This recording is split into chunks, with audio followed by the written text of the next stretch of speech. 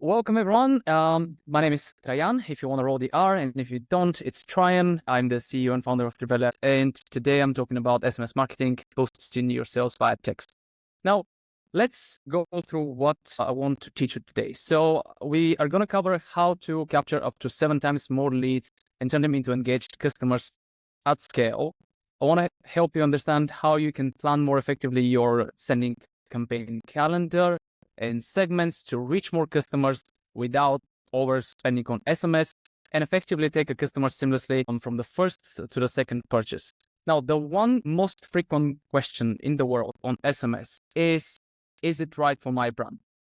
And maybe it isn't, but like chances are that it is gonna be. It is one of the most up and coming channels right now. And actually, all of these brands just in the last year also wondered that. So these brands are ones that we've had exposure to for SMS only last or this year, and they generate $7.3 million US across different industries with products that are more of a one-time purchase to subscriptions to even more regulated spaces. So SMS has been up and coming for quite a while. Let's see the 10 big reasons why SMS is coming. So if managed really efficiently, you can expect to make up to $71 for every $1 you spend.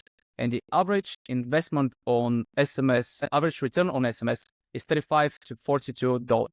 This can be a very lucrative reason. 90% of all the messages are read within the first 3 minutes and 98% are the open rates. It also helps you decrease your advertising costs and acquire more efficiently across all the paid channels. The truth is that it's actually still not as adopted as the rest of the channels, which gives you a competitive advantage to your competitors. And there's less noise in the text messages, which also tend to be more private to people. It helps the rest of the rotation channels. Popular misconception is that it's going to cannibalize your email or direct mail or push revenue.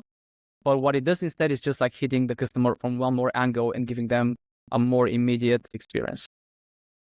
75% of the people who are on SMS do prefer to receive that SMS. It's simple, it's fast, it's easy to use. It doesn't require the design need. It's basically texting someone that you know with sending 2 to 3 messages and pretty much like having money appear out of thin air.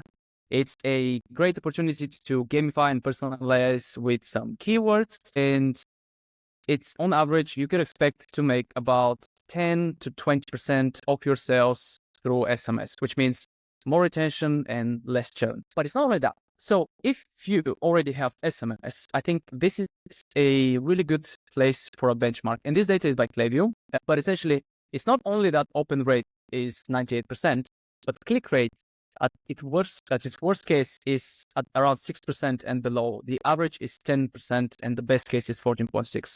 So this is just to give you a side-by-side comparison to email, which tends to be like the biggest retention channel and still the king when it comes to direct communication and owned channels. You can expect to have a 5 times better click compared to emails. Now with opens, I think ever since like Apple had an update, there's been a low over inflation, but I would say that SMS is also about 3 to 4 times more efficient in terms of opens. It's also faster, and then also the conversion rate at its worst case is 0.5%, which tends to be one of the best case for email. The average conversion rate for SMS is 1.3%, and the best case is 2.1% and onwards. So on average, a customer is 14 and a half times more likely to convert, which means that an SMS subscriber is a lot more valuable than an email subscriber. It's not only that. The revenue per recipient, in its worst case, it's around 0.18, but this is a very easy way to estimate what you could make with SMS. So, for example, the average is $1 for every recipient, which used to be the story with email. But with time, depending on the cadence, the deliverability, and other factors, I think it has gone down. And in the best case, it could be expecting $2. And then finally, with unsubscribe rates, those actually can be also a little bit higher if not managed properly, but the best case is at 0.5, and the worst case can be at 2% and above. So the reason why SMS is so popular is obviously because people are spending a lot of their time on their phones. This is the system. 2022 is kind of like the last year that there's data. 2023 should be coming soon, but on average, people are spending 145 minutes just on social media. 195 minutes on average on their phone. Some people a lot more. In fact, 46% are spending 5 to 6 hours a day. So this means, attention. And attention means money. And every minute that they spend elsewhere means one less minute on your business. So with all of that said, let's now dive into how to actually adopt SMS. And the first thing is the least sexy thing of SMS, which is compliance. It's also really, really important because you could potentially be fined a very, very, very hefty amount. In fact, these are all the regulations. So some big numbers. 300 million fine was Roy M. Cox and Aaron Michael Jones were like two guys who got fined for a robocall company last year in the US. Europe made I think the biggest, and like that's where we are from, like it's the most strict of them all with GDPR, and they fined Meta with $0.2 billion last year. In Australia, which I believe like a lot of like you are from, with ACMA, on average is getting another like 10 to 15 million. So although it's not as scary, it's still like something to actually keep an eye on. So how do we become compliant? You want to update your privacy policy, terms and condition, to include that you are going to be sending SMSs. You want to send messages only to people who have explicitly given you a consent for SMS, meaning they clicked a form or they submitted a form where it says, hey, I'm subscribing to SMS messages. So a lot of like, we've had like this case a lot of the times when a brand would come to me and say, hey, like we've been, like we have 4,000 or 5,000 SMS phone numbers because we've been collecting them through checkout, but because they were not compliant, that we just could never use them. And it's a very, very simple setup of the checkout by just going to the Shopify checkout settings, tweaking to collect SMS subscribers and changing your terms and privacy policies. It takes probably like 5 to 10 minutes, could save you literally hundreds of millions. So not worth the risk and very easy way to set up. And this is not legal advice. It's recommended advice. There's a lot of legal advice out there and it varies per country. Some countries require sender ID, some countries require sending number or both, and some have quiet days. Some like France have non-messaging days like Sundays. So I would say wherever your market is, do your own research and get like the, like the appropriate consultation in terms of like what is right to message people. Cool. So that was the hard stuff. Now on to the sexier stuff. Choosing the platform. So probably you've seen one of these. Yoppo is my personal favorite, but also I'm from Bulgaria and they acquired a company which was called SMS Bump. Now it's email and SMS. We're a very good partner of theirs. We're also a good partner of Klaviyo and pretty much like the majority of what you're seeing here. So if it's not for Yoppo, Attentive is the most dominant player when it comes to SMS. I would say Klaviyo has been expanding their countries, and that's what's making it like really enticing right now for us as well, because a lot of our brands tend to have different countries, and Attentive was very focused on the US at the time, Klaviyo as well. So we were going naturally with Yoppo, but with time we've been actually moving. So this is what I would recommend also to you. Have a look into your integrations in terms of apps, and ultimately it doesn't make a massive difference. Like a lot of these platforms tend to look the same. I feel like some of them tend to have a worse reputation than others in terms of contracts, in terms of agreements. So due diligence everywhere, but they all pretty much like do the same thing. The benefit of going ahead with Klaviyo, if that's like where your or Sendlane, if that's where your email is that your audience is already there, and you can you can leverage the omni-channel experience of a flow and campaigns a lot more easily, and you can see also the immediate attribution between email and SMS. When an SMS platform tends to be on its own, that tends to over-attribute, and it's actually proving harder to track. So it often means that you need to invest into an external software. But those are the main decisions that you need to take into consideration when you're choosing SMS. Is it integrating with the rest of my systems? For example, do I have Yoppo reviews? Am I going for like an ecosystem? Am I looking for something that is most similar to Klaviyo, but it's not Klaviyo and it's probably a little bit cheaper, which is Attentive? Am I looking for a much cheaper option, which good deliverability but less integrations, which is Sendlane? Do I want to keep everything in Klaviyo, concise, like in terms of data? Postscript tends to have like a lot of innovation in their product, so they have been like very popular. And I think Ricard also has beautiful analysis of collecting people in terms of how people are interacting. So it really depends on what you're focusing on, what your priorities are. But I don't think that either of those is a bad option. Let me lose my slide. So now on to capturing and growing your list. So I would say that there's a lot of ways, and these are some of the ones that we've leveraged. This is the checkout field that I mentioned. You can leverage your website. The primary, this is the 80-20. This is the 80 of where you're going to be collecting people, your website pop-ups, embedded footer forms, checkout form, quizzes, blog are like your best friends. But out of all of them, chances are that the majority of the people will be coming through your pop-ups. Next, you're going to be leveraging your email list, especially also your other lists, if you have direct mail or push, or if you want to go into those lists. But email tends to be the most relevant channel for this. You want to send a dedicated email and potentially integrate it in some of your flows, and also segment appropriately where you can actually incentivize it without necessarily losing. So what I mean by losing, a lot of the times, like when brands upsell, second purchase or third purchase, they think that they need to give another discount. But what I tend to find is that since you already won them, you don't necessarily need to devalue your brand again. But what you can do as an offer is to try to win them on your SMS list, which we already acknowledged that it's a lot more valuable to have people there. Not necessarily as a whole channel, but as an individual recipient can be very lucrative. So that's the email. And then finally is actually using paid and organic media. So I would say, I don't know if you've read Zach, like the book, there's a lot of the times when people are doing something, we want to be doing something else. So with paid, organic, and social channels, a lot of the people wouldn't necessarily do that, especially on the paid channels, but you can definitely create a funnel that could work for your brand. So an example of that would be going through an UTM of a specific type of a customer, calling them even maybe something with your community. An example that I have on top of my head is that we have this brand called Luxa Polish, and we call them Luxa Gang.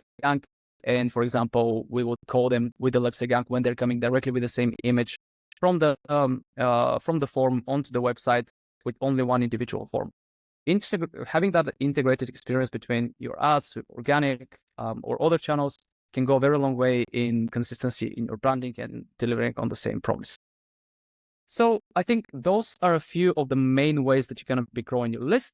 And then here are the type of offers that you could run. So I would say what we've been experiencing and seeing is that the 10% is a bit of a low ticket one that is not necessarily always benefiting the customer. It is the most popular form as well, but it's not the one that is the most enticing. And when we are testing different offers, we've seen that, especially throughout like this year, freebies tend to go much further away. But obviously, you want to be collecting SMSs. So there are a few ways to do that. You can either provide a value off and an extra value off, which, especially with orders over $100, could feel like more enticing. So for example, we have this car parts company, which gives 35 and 50 euros off. But if they were to give 10, 15, 20%, it's not only sounds smaller than 30 or 50, but it also ends up being larger in terms of like on their margins. So it's not always the case that just because 10% is the most frequent way of like having an offer is the best thing that works. In fact, I would argue that pretty much a freebie goes like the furthest way. And for example, with this plants company that we were working throughout pretty much like over the last few months, we were basically giving them dirt. So we have a thing called dirt bag, which is essentially just soil into a bag. Costs $30 on the website, costs them absolutely nothing to actually put together. People feel like they're getting $30 of value when they're purchasing. Win for the brand, win for the customer as well. So these are some of the things that you can test in acquiring people, and you can definitely do that with all the possible variations. So I would definitely test to see what makes sense, but you want to get to the 5 to 10% submission on your forms. Value of percent off with the different steps, free something with purchase, only something off, and then saying to people, you can get it over SMS, only percent off, email and SMS, but one could be optional on the first page. We tend to see that less friction tends to lead to more conversions. So we only try to get email capture because it's still the main form of communication with people, but there's still a lot of value in collecting SMSs on the second stage of the pop-up. unlocking mystery gifts, seasonal promos, early accesses to new products, loyalty points. I would say while you're listening to me, have a chat, like in the chat, like let me know if I'm missing something or if you're doing something else that is not already here. But I'm sure there's so many different types of offers to acquire someone. Like today, we were speaking with this dog training brand, and they are doing essentially a sexier than a squirrel type of fun. You can Google it and see like the challenge, but essentially like it's games for people. So it's a freebie, but like a digital freebie. And essentially it costs them nothing, but they're acquiring people 30, 40, 50. So it's every single month, which means about $60 to $70. So here's an example of what that looks like.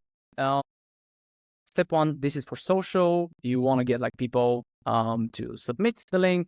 They get to the SMS, they're asked to confirm, and they get on the SMS and they get a, hey, welcome to the brand. Then this is another example of Open Create was actually a brand that we found here on the Founder, I think about a few months back, which is really cool. And essentially, this happened really, really organically and naturally. It was exactly talking about pop-ups on the call, and we said there's definitely opportunity for this.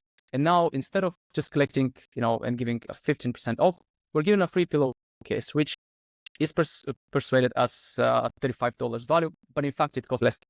And what happens after that is that we try to collect information about people.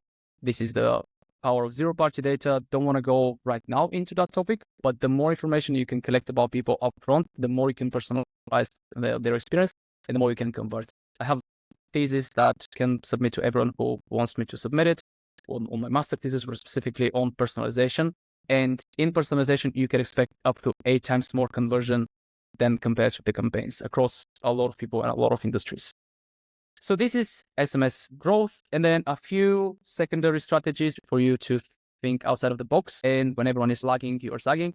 So essentially, what are all the possible ways to acquire people? Well, if ads are rising in costs, if there's something that is like on a card, on a billboard, on a pop-up shop, on your boxing and packaging, on a brick and mortar that you have, on tele, on a market that you would pop into, there are all these possible ways that you can grow your list. And every time you sign up someone to your list, they give you the right to market to them, which is something that is invaluable compared to going on Meta or Google or anywhere else and spending that money.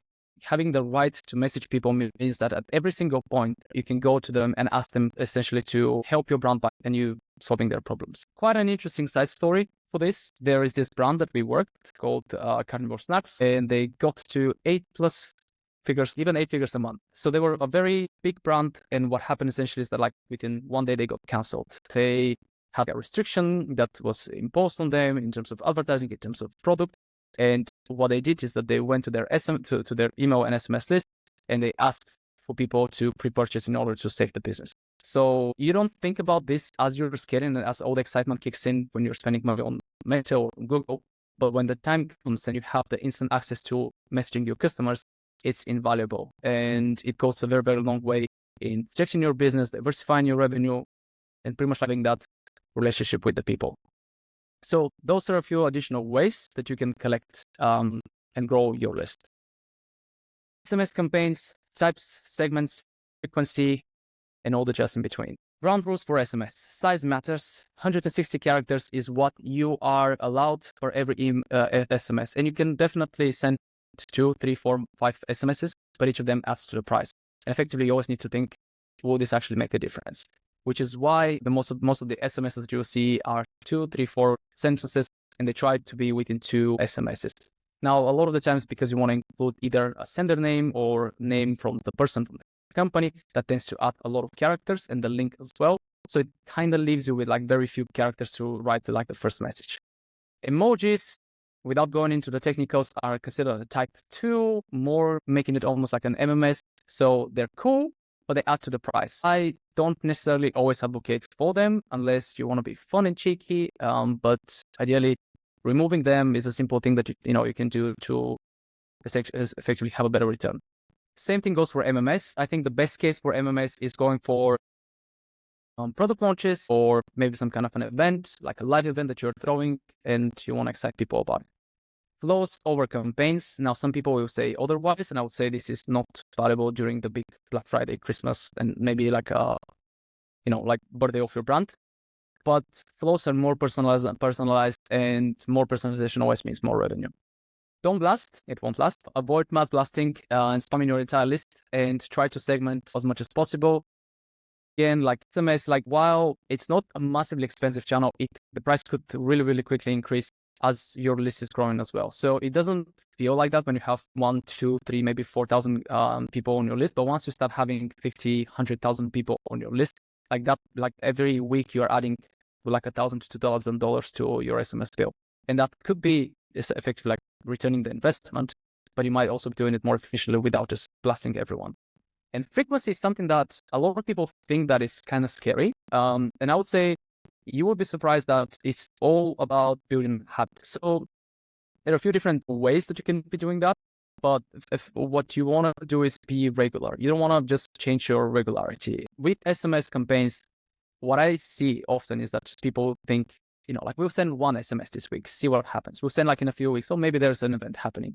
But for people who are on their phone pretty much, as we saw, like 5 to 6 hours a day in half of the cases and 3.5 hours, those people don't expect that SMS message. So suddenly it pops out of nowhere and it's not from a brand that they recognize, which immediately means stopping, maybe even like moving it just to their spam folder. Now, SMS is not as regulated as email in terms of promotion stuff and sort of the spams in terms of inside your inbox. So it gets more visibility, but this also tends to annoy more people. So if you're not regular with your SMSs, people are not expecting them, and that actually triggers a negative response. And that's why you want to be regular. Now, the maximum that I would say, if you really want to like go, is probably 2 to 3 times a week, and you can be changing some of the segments where effectively you're sending like maybe a segment a week campaign.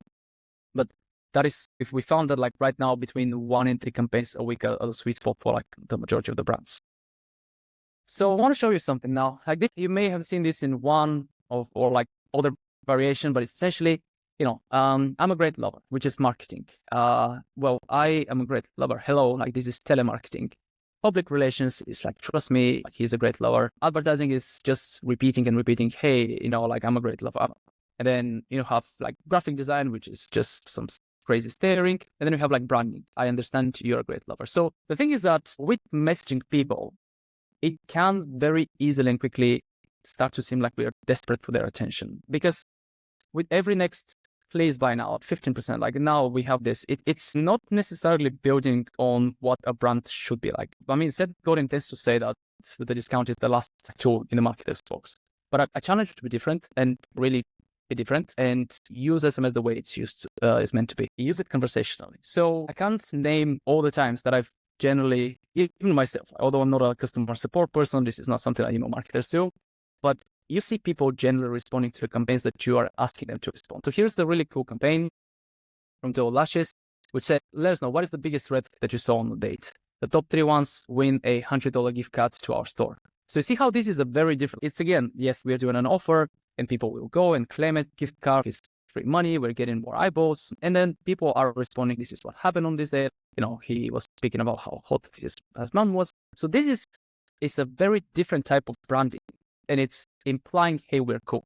Because this demographic in particular, was excited about that. This is what it is like to be different and to use SMS conversationally. And it goes a very, very long way, because that is the nature of SMS. And I would say, as a side note, is the nature of email as well. And it's what makes sense for a lot of brands to do, although they don't do it. So here is a free June campaign. You can take a screenshot. I can send you the presentation later. And essentially, this is what we tend to send. So you'll see here that we send a mix of sales and content and promo and education and just all kinds of like stuff that are getting into the way. We're trying to gamify stuff. We're trying to interact, and we're also sending at the same time email and SMSs. So I would say when you're thinking about, and by the way, also ignoring Sundays, which I mentioned for brands. So think about like, what are all the different types of campaigns that you can send? Now, I would say that these are some of the main segments, although not exclusively, that you can think about in terms of doing your SMS, like sending cadence. But essentially, you don't want to email SMS everyone, but you want to be hitting your engaged customers, which can be on RFM basis. Now, the people who are engaged are people who have website activity and SMS activity. And a lot of these platforms have been installing their own cookies, where you can now track if people are adding to their cart, if they're active on the website, all the rest of the stuff. I want to disclaim something about the cookie here, which is not on the slides, but a lot of these cookies tend to expire within 14 to 30 days. So when you think, hey, like my flows, my SMS flows, which are the last part of this presentation, hey, they're working on the site, so I don't need to send anything. Well, actually what happens is that you are sending this complex automation and you're building it and you're thinking, now this is going to make so much money while I'm sleeping. And then there is no cookie on the website to track the people when they're doing those actions. So when you send people to the website, they get cookied back through the link on your like platform, and then you can start like targeting them. So what campaigns tend to do is populate your flows and engage customers at the same time. It's not only for direct impact in terms of the campaigns revenue that you will need campaigns. Leads, on the other hand, tend to convert less than you expect outside of the 30-day window. We have a few different flows that we tend to send, but myself and a few other agencies included, I think that we tend to not go too much into the leads and try to clean them, especially after like 90 to 120-day window. They tend to just cost more sometimes and not do anything because the excitement tends to wear off within the first 1 to 2 weeks. And now finally, whales and VIPs, what you want to do is keep them happy and expose them to all the new stuff, give them the accesses, survey them on your products, on quality, on everything, essentially make them your advocates.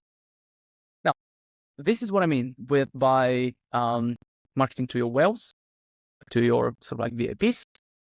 This is a really cool tool called Retention X, which has a free 30-day trial. I'm not affiliated with it. It's something that I use. And I also use Lifetimely as another one for lifetime value. But you can see that the majority of the revenue that came was pretty much by our top customers. So really quickly, 111 means like 1 recency, 1 frequency, and 1 monetization, which means it's the best type of a customer. And 4 is the lowest. We pretty much like see that the majority of the revenue pretty much like happens within here, and there's like some follow-up here, and you can also see it on the right. Our whales are the people, and anyways, like the people that we want to be messaging are the ones that are most relevant for the brand anyways. And the way that you can market to them is by leveraging your loyalty and also leveraging their status, because guess what, like people care so much more about status than pretty much like anything else. And if you can trigger that in your own brand, in your own community, you can win every day and even like keep your margins.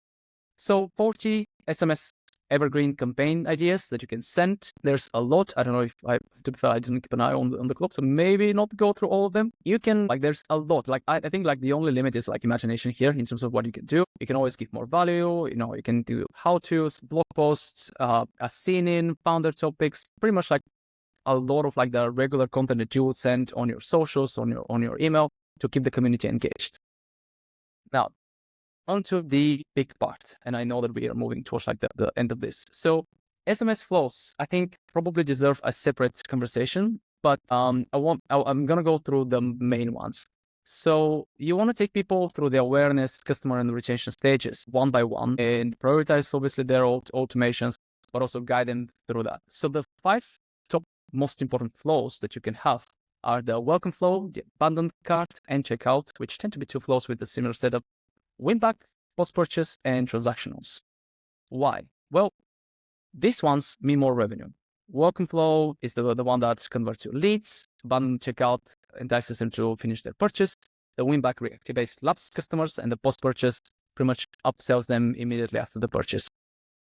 The transactional ones are the ones that build the trust with your brand. So while you're sending SMSs, and what tends to happen a lot of the times, especially with segmentation, is I make a purchase, I hear nothing from the brand, I get TPL messaging me for a 4th time that they are like that my order is like missing somewhere, or whoever is like the courier firm, and I'm asking the customer support from the company, they're not getting back to me, and I just hate the whole experience. I spent $100 on something that I'm not even getting. Maybe it's in customs, maybe somewhere else. So by getting the transactional SMSs, we're actually being proactive, we're anticipating, and we're saying to people, we're here actually for you, and we want to support your experience, because we want to build a good trust with people before we ask them to buy again from us.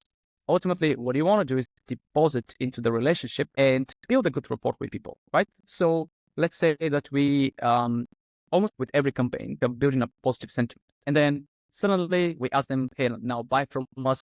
Well, if there's no positive sentiment, there's nothing to buy, and it's just like a waste of money. So that's why the transactional ones are really, really important. And this is an example of an SMS flow that actually is relatively simple for what we tend to set up. But what you want to do is gamify it and like challenge them and be bold and be fun and be like whatever the brand requires from you as a marketer, or obviously like the customer from you as a brand owner. Here's an example of a Burn Gym here on the right, which, by the way, if you see, it's a really interesting device. It's science-based, but it's like making you bounce pretty much on your spot, like running about 1,000 calories an hour. It's pretty much like about cardio. And we basically said to people, there's your offer, but by the way, do you want to reply? Do you want to know about our tech or about our journey? And it may seem confusing that we have like 3 different CTAs. This alone, I think, made like over $1 million in 2022. So there's a lot of there's a lot of like value in getting people to reply, because there's the rule of 7, or like the 7 different interactions with a customer. And essentially, instead of them going to researching and checking with your customer support, reading reviews on Trustpilot, they can pretty much get all of that within the inbox by replying to keyword and by getting to a customer support. So it shortens the buying journey by a lot. And these tend to be the sequence that we have for SMS frequencies. So I think if you've seen like any of email and SMS flows, there's a lot of already, I don't want to say like even literature, but there's a lot of templates for strategy. This tends to work for us. So we try to follow up with an offer and leverage keywords. We try to follow up then with a message if they don't offer, if they don't answer any of the keywords.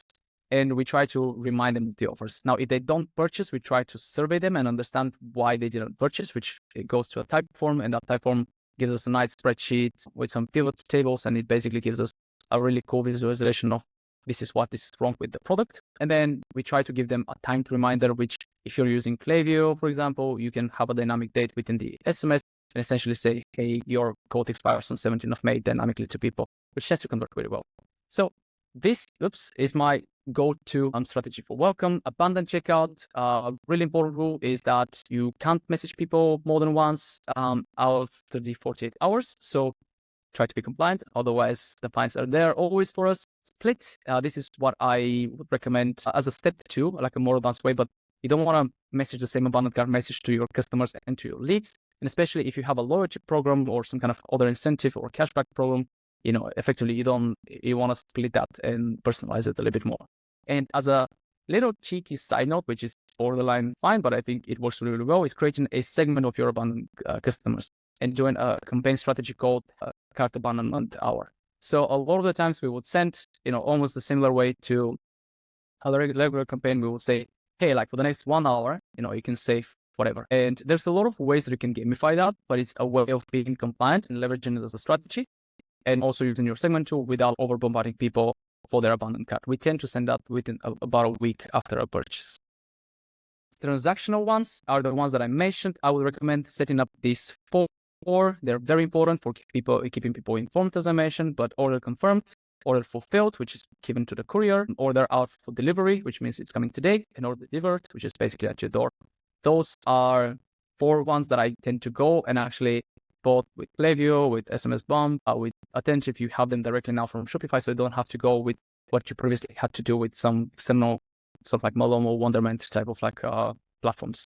These are some additional flows. I think, let me know, and I will create another 40 slides presentation just on flows. There's a lot that goes into them, and I spend my days looking into all kinds of automations, but leveraging your birthday, you're having a browse abandonment flow, customer win back, cross sale, holiday, customer care, back in stock, conversation flows, purchase anniversary, site abandonment, price drop, returning browse abandonment, loyalty tiers, sunset, AI purchase product partition, and all other transactional flows are all kinds of flows that you can set up quite easily within your platform and will make you more money. That's all. Thank you for listening to me. I know it was quite rushed, but I think we captured quite a bit today. So I'm most active on LinkedIn. I'm getting more active on Twitter, which is now X, and Instagram. I'm going mostly for the memes, but if you're into that, like, you can follow me there as well.